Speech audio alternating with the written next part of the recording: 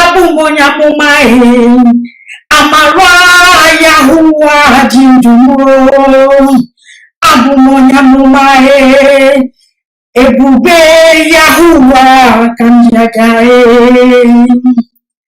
Master Prophet Ibonya mụmaghị asim elu ụwa nụrụ olu m n'Ibonya mụmaghị ma ike Yahuwa kijagae, ike janyisi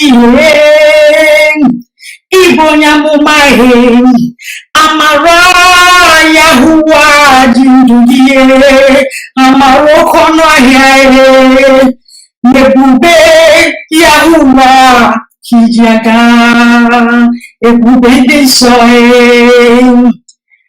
Ibonya mụmaghị asị m ụwa nụrụ olu m n'Ibonya mụmaghị ike Yahuwa kijagae, ike jabamba Ibonya mụmaghị amara Yahuwa jindugie, Ibonya mụmaghị nebube Yahuwa kijagae, ebube ndị nsọ Abụmonya mụmaghị asị m elu ụwa nụrụ olu m n'abụmonya mụmaghị ike Yahuwa kanjagae, ike jeme nganga Abụmonya mụmaghị mamara Yahuwa jindumo, amara okono ahịa Abụmonya mụmaghị mebube Yahuwa kanjaga. Ibonya mụma Master Prophet Ibonya mụmaghị ma ike Yahuwa kijagae, ike Chukwu okike amara ya mo. Abụmonya mụmaghị nebube Yahuwa kanjagae. Ibonya mụmaghị wo Master Prophet Ibonya mụmaghị ike Yahuwa kijagae, ike jabamba Abụmonya mụmaghị amara Yahuwa jindumo. Abụmonya mụmaghị ebube Yahuwa kanjagae. Master Prophet Ibonya mụmaghị asị m elu ụwa nụrụ olu m n'Ibonya mụmaghị ma ike Yahuwa kijagae, ike janyisi Ibonya mụmaghị amara Yahuwa jindugie, amara okono ahịa ebube Yahuwa kijaga, ebube ndị nsọ Ibonya mụmaghị asị m ụwa nụrụ olu m n'Ibonya mụmaghị ike Yahuwa kijagae, ike jabamba Ibonya mụmaghị amara Yahuwa jindugie, Ibonya mụmaghị nebube Yahuwa kijagae, ebube ndị nsọ Abụmonya mụmaghị asị m elu ụwa nụrụ olu m n'abụmonya mụmaghị ike Yahuwa kanjagae, ike jeme nganga Abụmonya mụmaghị mamara Yahuwa jindumo, amara okono ahịa Abụmonya mụmaghị mebube Yahuwa kanjaga. Ibonya mụma master prophet ibonyamumae ma ike Yahuwa kijagae ike Chukwu kike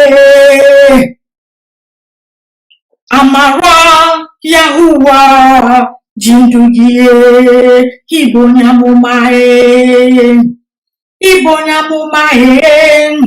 mebube Yahuwa kijagae otumọkpọ ndị nsọ ibonyamumae amara Yahuwa jindugie abụmonyamumae asim elu ụwa nụrụ olu m na abụmonyamumae ike Chukwu okike ka ndị agaghị ike ji achụ ajọ mmụọ abụ m onye amụma ma mara Yahuwa naanị ya ji ndụ m abụ m onye amụma mebube. Ndewo, ndewo, ndewo, ndewo, ndewo, ndewo. Ndewo, ndewo, ndewo, ndewo, ndewo, ndewo, ndewo. Udo, udo, udo, udo. This is the Master Prophet Young Joshua Yawins, the awakened one of the Biafran people, Biafran spiritual leader. The prophet and the founder of the new Igbo Biafran indigenous religion, Rofana.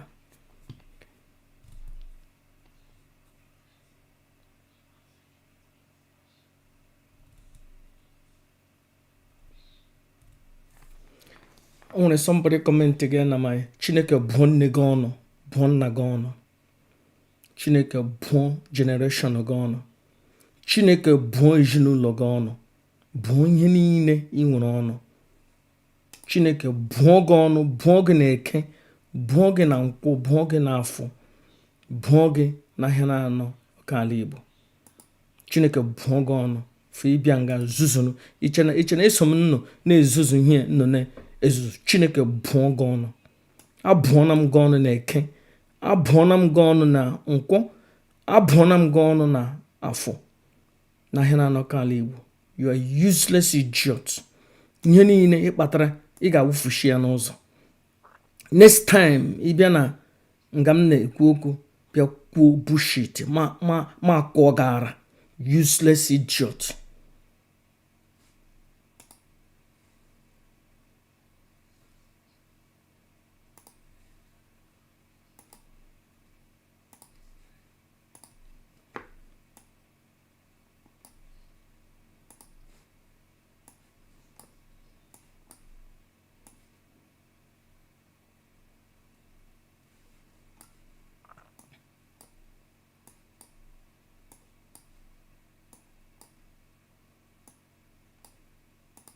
Ma wụọ n'oge ihe awụrụ game nọ n'akọ.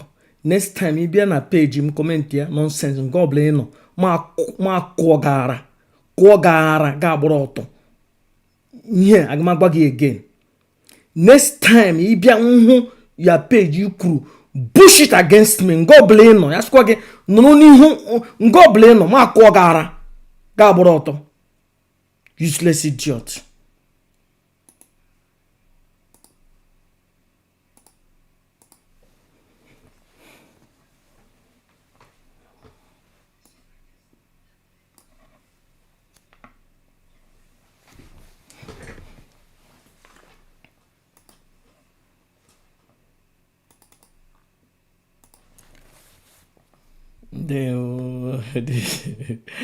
This is the Master Prophet Young Joshua Yawins, the awakened one of the Biafran people, Biafran spiritual leader.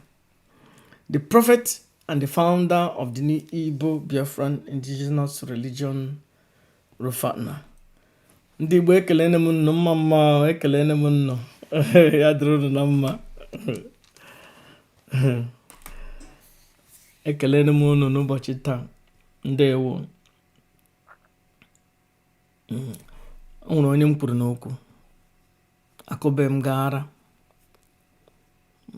okwu ka m kwuru akụbe m gara. So unu na-ezuzu ihe unu na-ezuzu na-abịakwala na peji m zuzu me na ebe ahụ unu na-ezuzu onwe m egwugo egwu. Okay, so aka m gị ka nne gị ka nna gị. So ịbịa kparịa m decide ịkụgara m akụgara nke ọbụla sọkwara gị nnụnụ ebe ọbụla sọkwara gị nnụnụ n'elu ụwa nchọ ịkụgara m akụgara bọtọba ha n'uru ịkụ and iji ọtara. So eri uru ọbara na I don't care. Asịkwa gị were aha ọbụla dee bla bla bla bla bla as long as na gị dere ya nke ọbụla ịnọ ama akụgara beta akụbe gị.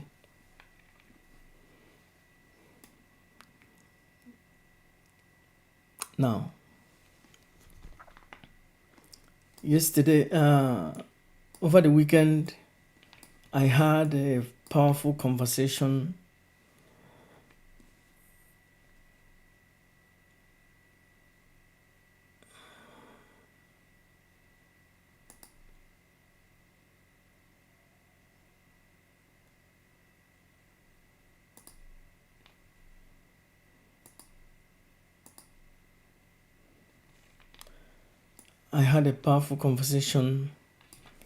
with a close confidant to Prime Minister Simon Ekpa. And we had a great conversation and it was good. There is something different. That idiot to comment again na page him. He got matter the group on. Yeah, those group ndị arapụrụ ọhụrụ amaghị ebe ha kwụ akwụ. Ha na-akọwa na Biafra bill already na-enwene state already na ha mee na achieve everything already. All those useless idiots na-ama ebe ha na-anọ. As long as I'm concerned, unless ma nwetara onye amụma ọzọ, Biafra ịbịa aga m ahụ ya ahead of time and aga m ebu amụma ya. Ma ebu ha amụma ya ọ ga-abịa. Ihe awụ my role. Biafra ịbịa oge shi n'ọnụ m. Ihe ọbụla onye ọbụla sọkwara gba agbụrụ megbu ma ahụbeghị ya ọ gaba abịa. Ama declare ebe ọ gaba abịa. Ihe ọbụla nọ na-agba wụ ihe furu ụkpụrụ. Ya sọkwa gị dega n'ime olulu ihe m gwara gị wụ ihe m nụrụ from the supreme and otu ọ dị. Onye mere mgbe m chọrọ create my own mgbe Chikedozie m na-ezuzugharị nwere anya oke na-eji ele ihe bịaba ile mana n'ọnwa anyị arapụrụ ọhụrụ n'ọnwa anyị na-anya elu mmamịrị elu na-epushi ya nchọ step in ije na my o nwere time emere m the video asị m from today henceforth that I no longer recognize Chikedozie m. Yeah, with the time ahụ mgbe ahụ ka m chọrọ create organization oke m. But the thing m na-achọghị imewu ama m na-aga ma eme ihe siri ike on the way m ga-eme ihe siri ike ọwụhụ ime physically or ime spiritually. Ihe bụ ka Chukwu ji aka ya wepụ onye a chịrị iwepụ na ọwụhụ na aga m result into directly ịkpafu ọbara mmadụ. And but mgbe m ji anya oke na-eji ele ihe awụ ihe our people chọrọ at that time. Our people, as a matter of fact, our people chọrọ onye ga-akụwashiwa. Anyị ha chọrọ onye ga-akụwashiwa ihe ha chọrọ. So ya nwa na-apụtara m kwuo okwu ka eme ihe n'ụzọ dị aṅaa mana ahụ ịtụpụrụ m ọnụ. So ile anya, Simon Ekpa in a way mere the right thing, but there were some mistakes o mere because of he was at that time uchechi cancer na control ya at that time. So ihe ndị o mege awụzi ihe rịka ihe show ne clearly na ọ na-eme attack Nnamdi Kanu, Nnamdi Ezebiro, onye ndu Supreme Commander, because ihe awụ agenda ha nwere ka akpatuo Nnamdi Kanu. And uchechi cancer na ndị otu ya na-eme ihe ha mege. But mgbe Simon Ekpa enyi m nwoke, the prime minister, ndị autopilot matara ya si mba na ọ karịrị mma ka ya pụrụ on his own meme ihe ka ya. Aga m blame Simon Ekpa because he was put in a tight corner. Mụ na onwe m na-achọgharị ya. The only thing m chọburu ya nwụ na Simon Ekpa mege ihe o mege, but without idina yari ihe Mazi Nnamdi Kanu ojiri ya si na ya ekperene openly na ya ekperene, but na-eme ihe ka underground. I would have supported Simon Ekpa openly at that time. In fact, I would have joined him. We would have teamed up to overthrow Chike Doziem. You know, I would have teamed.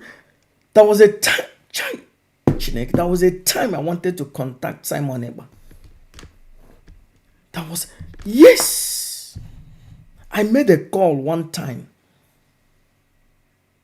I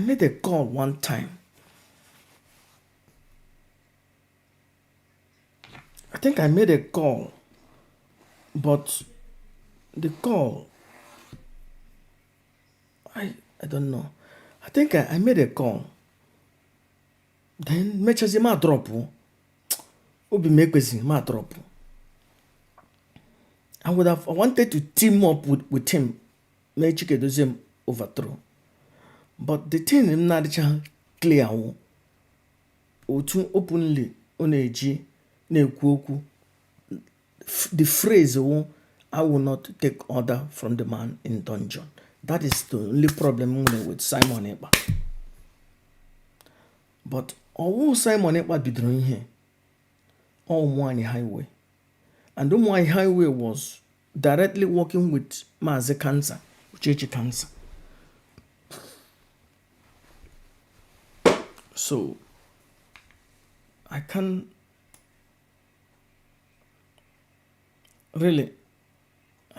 blame Simon Ekpa. You know. But I thank Chukwu Okike Abịama na m akpafughị ọbara Simon Ekpa. Ekelele m Chukwu. And that's why m ji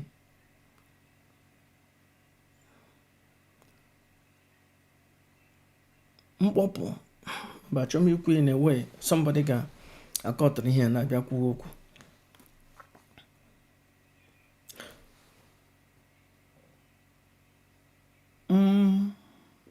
Mkpọpụ mmadụ na Chukwu ọ nkọsara na Chukwu nsogbu mụ na mmadụ nwere.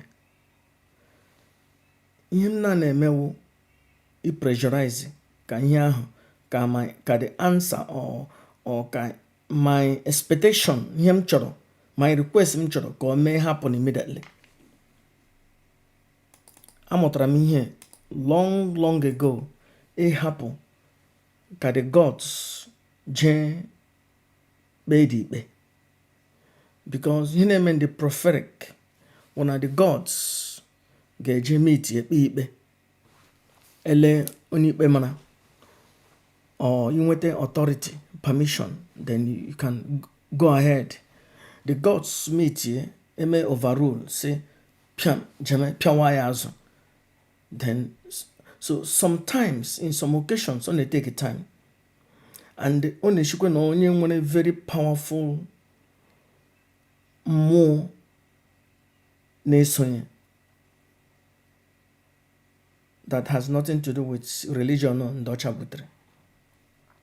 Nwere ihe na echekwa ya. And sometimes the gods they take a time when meeting maybe I say more na ala onwere onye mụ na ya nwere nsogbu achọrọ m ịkpọ aha mmụọ mkpọ ya ndị mmadụ ga-amata onye ahụ.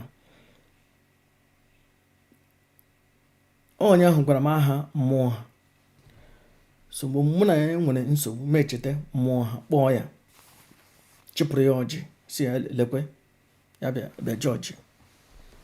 From the day mpụrụ ihe ahụ ruhu ote ha ọdụ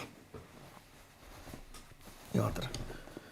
So o nwere mmụọ ị ga-akpọ before ha deliberate ya ma a ga-enye gị authority ma a ga-enye gị, ọ na-take time. But that's the way it works because nothing happened without the gods agreeing. Otu ihe na-ahụ asị na onye shiri ike na-egbu onye na onye kara aka kajara akaja meneke gwọrọ ọgwụ meneke na oji disappear oji ke or tumbashpe. For example, like agụiyi ironsi na agụiyi ironsi na ọkara aka na ọkajara akaja na o nwere ihe oji n'aka na that very day na oji ihe awụghị eshi egburu ya ahead of that time. Maybe atụọna ha send ha projection to the universe. The universe anatala permission ka egbuo ya. Enweghị onye kara aka kajara akaja ọbara ya wụrụ n'ala without the gods ime allow. Nothing, nobody. Enweghị onye lesma ndị na-enweghị ike just ha na-anwụ ka ọkụkọ. Onweghị anybody kara aka kajara akaja nwere mmụọ shiri ike na Biafran land na-eche ene ndị mmiri, more especially ndị mmiri na-eche gị before isi ga-aba n'ala. Because mgbe ọbụla requested authority they will show up to, but ya wụrụ na aka ga-arịwo ha otu o kwesịrị ịrị ga-amara na enye na ha allow ka apịa gị ihe.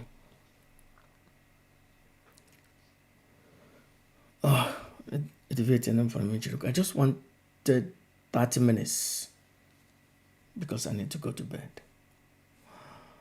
So, over the week, I had a powerful conversation with Simon Ekpa, one of the confidant, trusted na ha ekuma. Enwere the most trusted can reach, but enwere somebody that talks to the Prime Minister, Simon Ekpa, on a regular basis.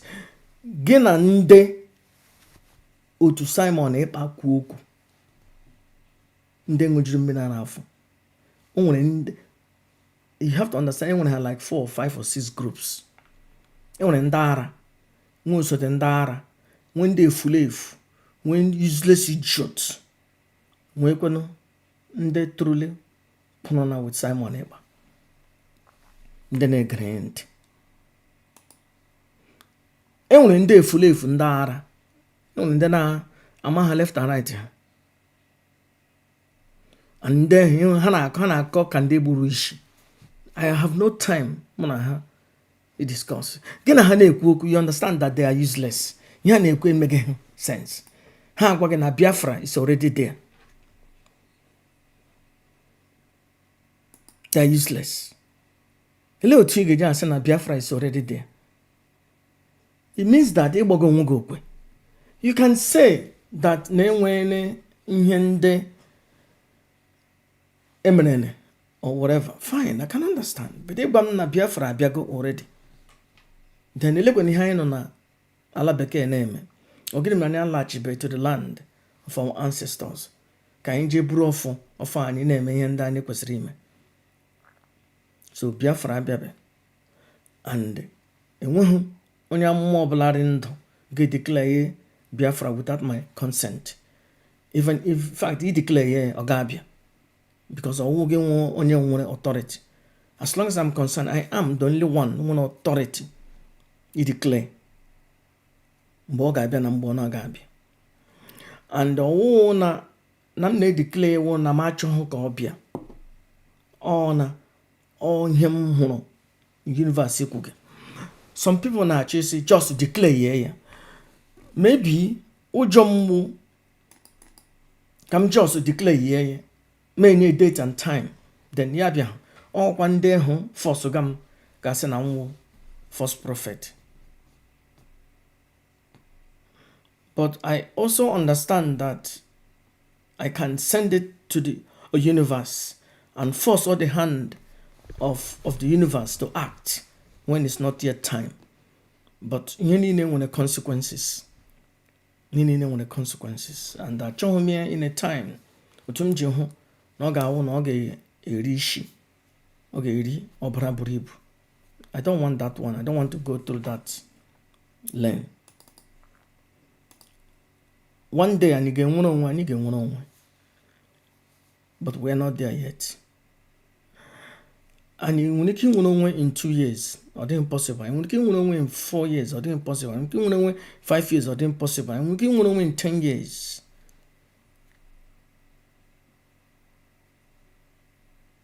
I don't know.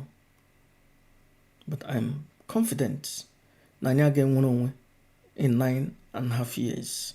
I am confident.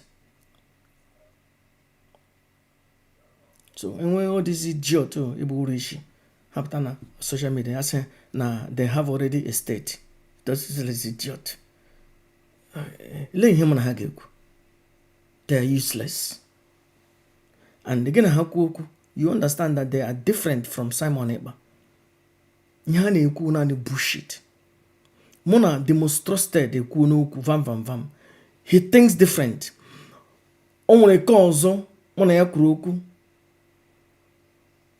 be Finland, mụ na ya kwuru okwu. They think different. They don't hate Nnamdi Kanu. They don't insult Nnamdi Kanu.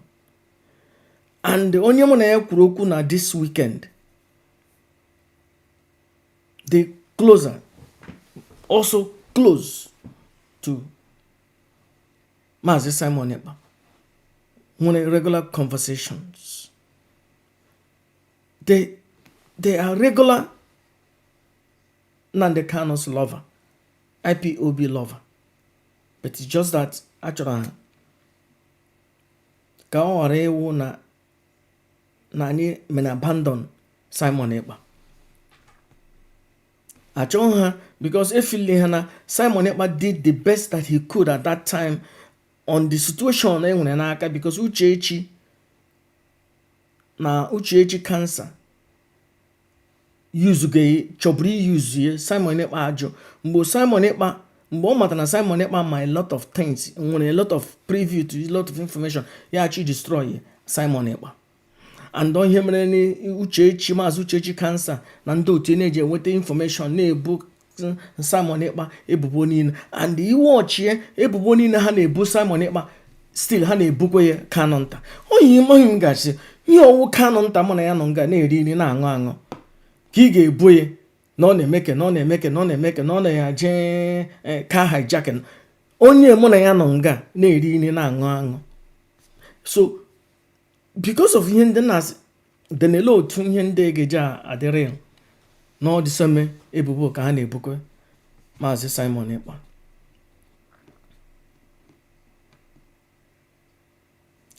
Simon Ekpa did his best otu o filiri, and according to ihe o nwere available. Ya wụrụ na ọma, at least o nwere some certain things ọ na-aga eme. And I am glad indeed na perform ọbara Simon Ekpa. I am happy. So the advisor Simon Ekpa, we discuss also Adadiora Mma.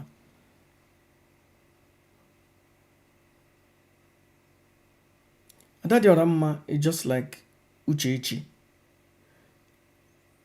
Adadiora Mma or Uchechi to Simon Ekpa.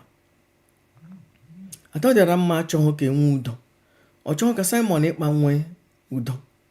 Ihe ọ chọrọ ka Simon Ekpa nọ in a state of war, constant war. As long as na ya na Simon Ekpa dị na mma ọgwụcha. Adadiora Mma dịka Uchechi cancer.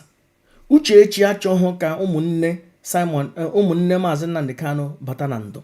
Ọ chọrọ ịchụpụcha ihe eji. Ọ chọrọ ka ama nna Nnamdi Kanu shie, ama I.O. Kanu, His Majesty, ka ama ya shie, maybe Nnamdi Kanu esono ya laa n'ụlọ ha jebiri.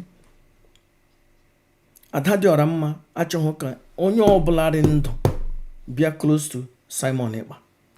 So ihe na uji akụkashi, but not knowing that na ihe o mege ewu ihe ịchọ destroy. So imagine mgbe mụ na Simon Ekpa mege udo, I was about to be successful because he was down, he was ill at that time. Anyị na-achọ ka ime udo, obi m adị willing ka ime udo. Adadiora Mma ajụ anyị eme udo. So ya wụ na anyị continue na-alụ ọgụ, Simon Ekpa wouldn't have been here by this time. So Adadiora Mma na ndị na-esonye no the useless.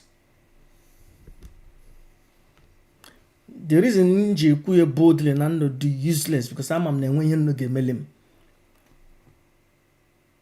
Onye n'ime nno ga-emele m ihe. The only thing ị ga-emewu ga-ede bullshit. You cannot threaten the life of the awakened one.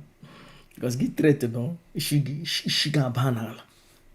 That agreement can never be broken. Anytime onye ọbụla akọrọ bam, onye ahụ ishi ọ ga-anwụrị na. So, no the useless. Ndị ọbụla, all those useless men na-ege Adadiora Mma. Iwere ike just je gee ntị gere bullshit ọ na-akọ, but ndị filiri na ihe ọ na-ekwu buru uru. You are useless. Adadiora Mma was Sabo. Simon Ekpa confirmed ya no Sabo. And Simon Njoko, the Prime Minister, confirmed on Adadiora Mma was Sabo. I, the working the one, I confirmed me no Sabo indeed. Oh Sabo, maka ọmara Mazi Nnamdi Kanu mma n'azụ. Adadiora Mma mana Mazi Nnamdi Kanu mma n'azụ. Na amakwa Simon Ekpa mma n'azụ na-eclaim but na sabotage na undermined. Lenu Simon Ekpa na-eji oji na ya chọrọ ka enwe udo, na-eji oji n'ụzọ dị aṅa na-enwe udo. At that the same time, Chukwu emetụ m n'obi na-achọ iwe. Because ahụrụ m na enwere ihe ga-eme in the near future between ekwuru m na my video ekwughị because of here a prophesy na me that it shall come to pass one day the son I prophesy me. I said it shall come to pass one day the son of the sword, the son of the sword, the other one, the son of the sword and the son of something will rise up against each other. That is the prophecy. As it shall come to pass one day, the son of the sword. You know, the prophecy between Mazi Nnamdi Kanu and Simon Ekpa. Here we prophesy about maybe 2 years ago. So based on that thing, come the push can hear may happen because there are possibility. Somebody can say allow him to create peace, allow him to stop in here. So him na jiacho ka uru no ka anyị ghara iji aka anyị papụ Simon Ekpa were mmiri na nwatakịrị wufuo ya at the same time. No. A ga-ewere nwatakịrị nyụrụ nshi n'ime mmiri pafuo mmiri dome nwatakịrị. Simon Ekpa nwanne anyị. Simon Ekpa mere ihe o filiri ide. Maybe ndị o ziri ozi jee zụta granọtụ hapụrụ granọtụ jee zụrụ ụtalị. Ndị o ziri ozi jee zụta ụtalị hapụrụ ụtalị jee zụrụ mma. Ndị o ziri ozi jee kwafuo garị hapụrụ garị merọ mmadụ ahụ. Whatever. It might be that something eji gaa wrong. But Simon Ekpa did the best he can to make sure ka ndị Nigeria feel ya mata na ọwụ na ihe ọbụla emere Mazi Nnamdi Kanu that enwere ndị isi na-arị mmadụ will do something. So anyị ga-aja ọsọ were ya pafuo ya. It's not fair. Now, having said that, Simon Ekpa nwanne m, Simon Ekpa wụ onye Igbo. Enweghị onye Yoruba na-criticize Igbo hụ, ọ na-rebuke Igbo hụ, ọ na-achị sabotage ya. Enweghị their king, enweghị their governor, all of them pụnụgidigbam with him. Even na-enye support openly and even underground. Ndị Igbo anyị wụ anyị na-egbu Nnamdi Kanu mma mmiri. Uchechi na-egbu Nnamdi Kanu mma mmiri na-eri ụgbakọrọtele. Even join ya ndị iro na-egbu ya mma mmiri na-eri ụgbakọrọtele. Ndị governors na-egbu ya mma mmiri na-eri ụgbakọrọtele. Ndị prime minister na-egbu ya ndị senators na-egbu ya mma mmiri na-eri ụgbakọrọtele.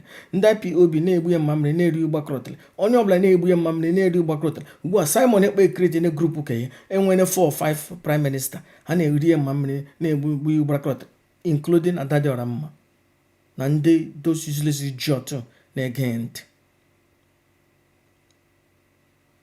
Chineke alefuon. Let's listen to this, then I will call it a day.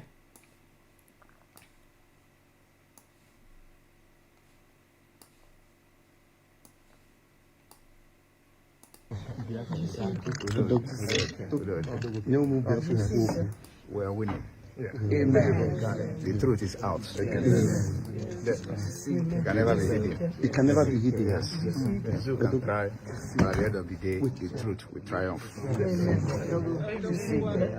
From Australia. Oh my God. From Australia.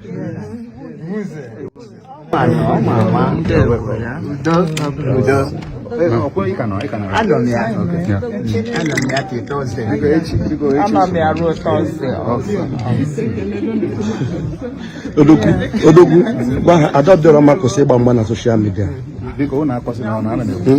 Adadiora Mma is number 1 trouble I nwere.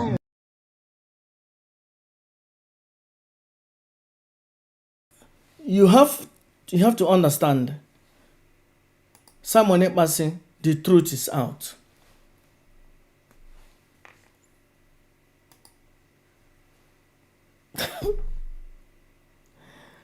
Simon Ekpa said the truth will come out. The truth will come out. You have to understand, most of the Nyanyama na-eme na Biafran land ihe ndị anyị nọ on the lens of ndị iro Simon Ekpa. Ugbu a ka anyị hụrụ n'ọwụ na maka egidere Simon Ekpa ka Uchechi na ndị otu ya ji bilitezie na-achọzi ime Mazi Nnamdi Kanu overthrow openly. So ya na-egide hụ Simon Ekpa ụjọ aga ekpe ha because ama ha na ha nwara ana ya. Simon Ekpa declare allegiance directly to Mazi Nnamdi Kanu. Even ndị mụ na onwe m ana m ama join ya. So maka ihe egidere Simon Ekpa, they could not do anything. Otu egideziri Simon Ekpa, then ha werezie daga ha na-ama Mazi Nnamdi Kanu mma n'azụ. Onye mere Uchechi ji pụta boldly mana ọ mana enweghị onye ọzọ ga-challenge na.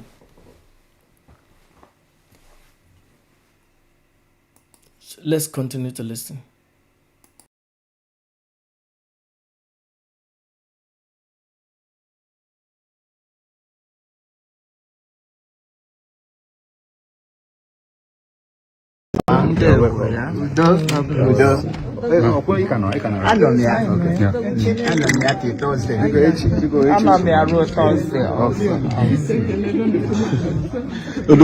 Odogwu, Adadorama Koseba na social media.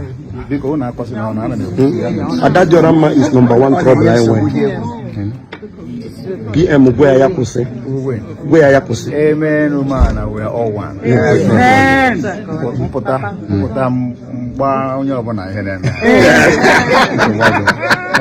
Nice to see you. They are castigating chairman. Hey, too much. Oh, if you Go ahead again, Diko. Thank you.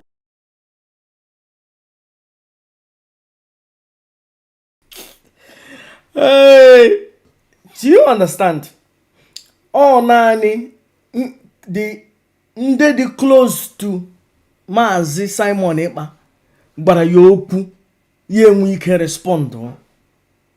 And the respond of 1 or 2, according to. Now, that your Ramma will sabo, no near Gidaga balls, no so boo I winning. No, yeah. Today, Yema attack is. Kanunta, ye ma attack Emmanuel, ye ma attack, ye me ma attack, ye ma attack Aloy Jimako, ye ma attack Nene Yanya, ye ma attack, ye ma attack, ye ma attack, ye ma attack, you know emewu kanyi lumok.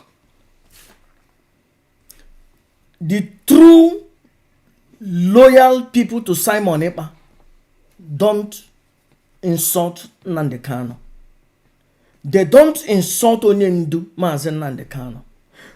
Ejigbote Nde the loyal to Simon Ekpa, the loyal to Mazi Nnamdi Kanu. All this idiot too. Nde na-emeka ndị agbọrọgwụ anwụ n'isi. Ebe ha akọrọ ha na-akọ ka ndị ṅụrụ mkpụrụ mmiri.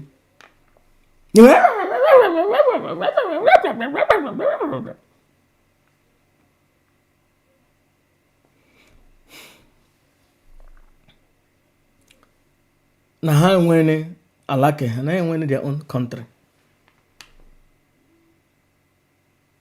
Ha nọkwa nga na-akpọkwa our leader Mazi Nnamdi Kanu. What is your problem?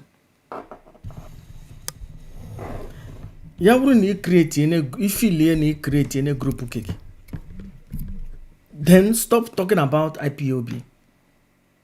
Ịnụnụ nga waziri ike na-ekwu okwu gbasara IPOB. Ha ga-ekwu all in a negative way because he has his own group. Uche Mefo nwere group nke ya. Simon Ekpa anyị na-ekwu na ọ nwere group nke ya, but Simon Ekpa na-ekwu na ya kwụrụ with Mazi Nnamdi Kanu. No rebel against Mazi Uchechi Cancer na Chikedoziem. Ihe Simon Ekpa na-project na group here group of rebel against the leadership of Mazi Uchechi Cancer na Chikedoziem. But now they under net bam to Supreme Commander Nnamdi Nnamdi Kanu. So this thing we are gonna push ka anyị ghọta onwe anyị. And here we ihe ndị DOS na-achọ onye mere mgbe ọbụla mkpụrụ ha apụta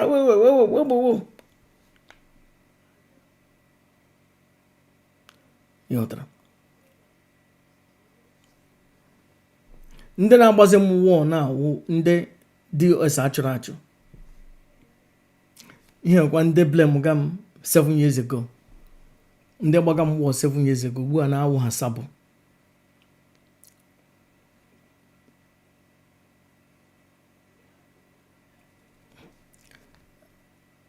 Anyị asị m ka release Simon Ekpa.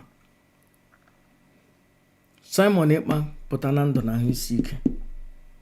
Ka release Simon Ekpa. Ọ lụrụ ọgụ otu o filiri based on a tight rope and based on onwe her ability to watch ihe ndị maybe people name on his behalf, but he tried. Simon Ekpa nwanne m, as the Biafran spiritual leader, munu uche mefu, muna ya dekwa na mma. Ụwa zuru ike awụghị onye iro m. Onye ọbụla na-ekwu okwu ndọrọndọrọ nwere onwe n'ala Igbo. Nwanne m, mụ na ya dị na mma, mụ na ha dị na mma. Anọ m in the middle. But onye ọbụla aka ya nọ n'egide a ga-agba ọzọ na Biafran land. You own your own. Oge erube mgbo asị na anyị ga-eme ihe siri ike. Ahụbeghị m ndị prophetic and ihe a ga-eme ihe siri ike ọwụwụ a ga-ebido in the prophetic.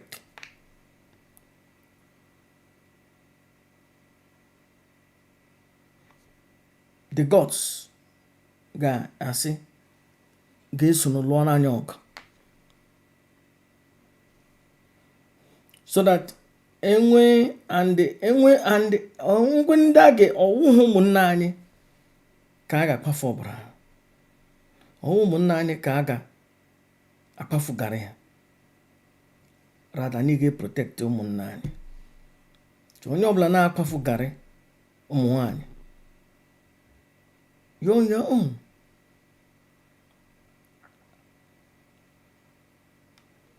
A supportụrụ m Simon Ekpa enyi m nwoke. In fact, esendekwara m oji ka esende ya na ya oji. And I think oji ihe ruru ya ntị. Mazi Nnamdi Kanu wụkwa nwanne m, wụ ọgọ m nwoke, wụ onye Igbo. A supportụkwara m. But anybody aka ya nọ n'egide ha ga-agba ọzọ na Biafran land. Ịkpafugharị, ịkpafu ọbara, egide ha ga-agba ọzọ. That person, you are on your own. I have been saying that for years. You are on your own.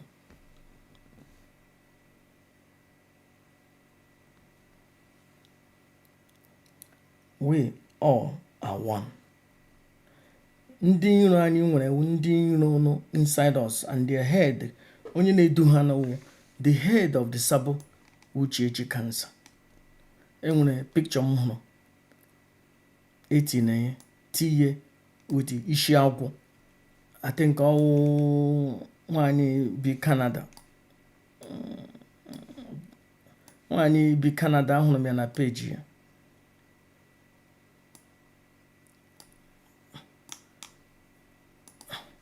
I think nwanyị bi Canada. O tichara m isi agwọ, tiye m isi monkey, tiye m isi ugwumagala. Ihe ndị ihe describe the kind of the woman or ugwumagala or serpent. Ya with the head of the Sabo. Onye isi ndị Sabo, onye isi ndị ọkọta ọkụnye n'ọnụ. Uchechi, Mazi Uchechi cancer. Uchechi cancer with the head of Ndashiri. The head of Ashiri. Uchechi cancer. Mazi. Onye isi ndị Sabo. Onye isi ndị gida ga-agba ọzọ. Onye isi ndị Sabo. Uchechi cancer. And him ji like a response Simon Ekpa. Ọ sị ya pụta na ya ga-agbaghara ndị misbehave na ga-agbaghara ha ọgwụ. They know that there will be consequences, but I don't think Uchechi cancer ọ makwa na enwere na a ga-enwe consequences because o filili na Mazi Nnamdi Kanu enwe ihe ọ ga-eme. O filili na ya dị too big. O filili maybe na ya ji Mazi Nnamdi Kanu nga ọjọọ. Na Mazi Nnamdi Kanu can't do anything. Onye na o ji eme na-eme ka na ya dị too big. I don't know. Ọwụnụ m ga-enye Mazi Nnamdi Kanu advice. Aga m agwa ihe ọ ga-eme, but ya wụrụ m agaghị m tolerate this bullshit na nwoke nọ nga ya n'opịara ihe m na-achọghị kpọọ ha na nwoke nọ nga ya abịa ala efuole. M ga-agwa Mazi Nnamdi Kanu ya wụrụ m onye ọ ga-anọ n'ụlọ m again. mụ na ya ga-anọ again m ga-agba ya ihe ọ ga-eme nwoke a nọ nga ya bịa abịa ọ dịrị ihe a na-ekwu na nwoke ije na baa ebe a na-eri ife ga-erigide erigide asị gị nna anyị ukwu chiejie na ebe ala ma gasị mba na ga ala maka ị nwere nwaanyị ọjọọ n'ụlọ ị nwere nwaanyị ọjọọ asị gị hei nna anyị ukwu anyị agala emechi bịa ala ma na gasị mba ka ị nnọkọ ka ị ṅụtụpụ even gị hụ nwatakịrị na-asa efere gị na-egwu egwu because ị ma na ịla n'ụlọ ị na trọbụ ọkụ anyụọla bute nwere nwoke ọ ga-awụ ya pụọ ya ṅụrụ otu bọtụl ya sị mba nye mkpobi na nye ha ka e were jee n'ụlọ eje taa ka anyị na nwaanyị ya taa because udo nọ n'ụlọ but ndị ka ịhụ nwere nwaanyị eze ọkụ nwere nwaanyị dịka Uchechi maazị Uchechi kansa ị ga nọ na baa nwugide mma nwufuo bren gị dazi na-asị ka Chukwu kpọrọzie gị ka ị lama because nsogbu nọ n'ụlọ ka nkụ Chineke achọkwa m ka ụdịrị ihe bịara na m Chineke onye shọọ ya wụrụ ya ọ ga-eme gịnị so achọkwa m ụdịrị ihe ka anyị gechaa ihe I think egecha na ihe ekwesịrị ịga someone ga-agba It's on record. ya medicine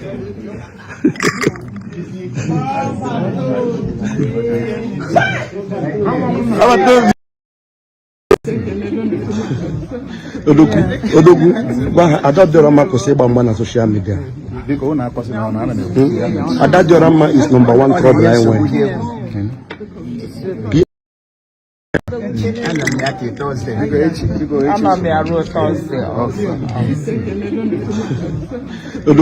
Odogwu Ada Diorama kwụsị ịgba mgba na Oh my God! From Australia.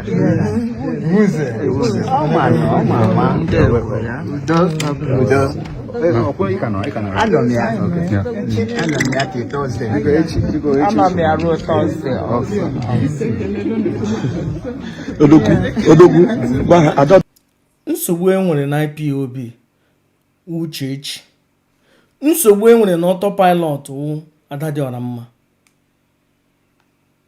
all these people have something in common. They have something in common. Ekelena m nọ n'ụbọchị taa. I have to go on. Anyị niile wụ ụmụnne. Ihe m na-emekwa n'ụwa ka ọ wụrụ ka e bridge the gap. Ka ndị otu Simon Ekpa mata na anyị na ha nwanne. And you will understand the circumstances. Simon Ekpa create a group, okay? Because I see only mgbe stop using the name of Mazi Simon Ekpa or create a or the DOS I say hey happen IPOB. Yeah, create a group, okay? But Ilanya Simon Ekpa is more respected than Chike Doziem Uchechi cancer. Do you see? Simon Ekpa, the more respected now. Onye hụrụ Simon Ekpa na ana-ahụ ya na as a freedom fighter. Onye hụrụ Uchechi cancer ana-ahụ ya na asabo. Asabo, onye isi sabo. Onye hụrụ Chike Doziem na ndị otu ana-ahụ asabo. Ahụrụ m ka esere ha ka ha bu akpa n'isi asị na ha lara ihe asị farụchago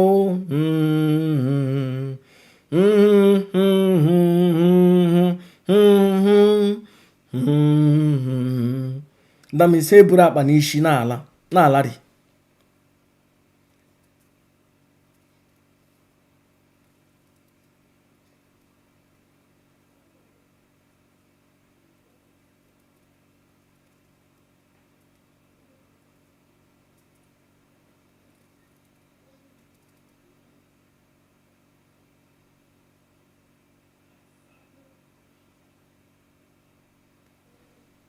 ndewonu anyị ememebe ihe siri ike,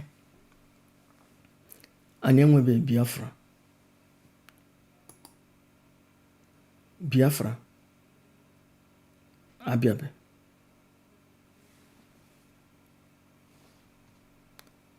Biafra abịabe. Biafra abịa, aga m ama anyị ga-enwe governors no under Biafra na Biafran land. Ọ bịabe. Ihe anyị na-enwe wishful thought, imagination, na maybe anyị enwe na state, anyị create a state. That will bullshit. Anyị create a state. Oh bullshit. Oh, akụkọ a na-akọrọ m aka.